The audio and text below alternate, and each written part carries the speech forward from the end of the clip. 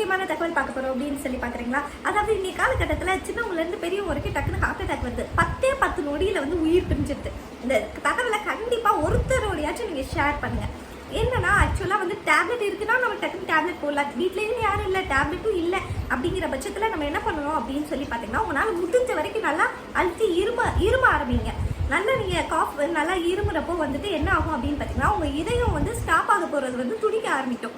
So அந்த இருமிட்டே கொஞ்ச நேரம் விட்டு நல்லா மூச்சை இழுத்து விட்டு மூச்சை வெளியே விடுங்க.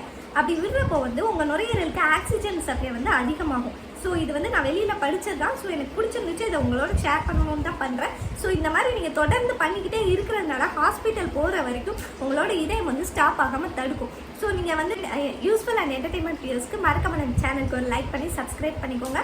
இதே மாதிரி நம்ம நிறைய அவேர்னஸ் வீடியோ ஹார்ட் அட்டாக்லாம் கொடுத்துருக்கோம். ஸோ நீங்கள் அதை போய் பாருங்கள். கண்டிப்பாக யாருக்கூடையாச்சும் ஷேர் பண்ணுங்கள்.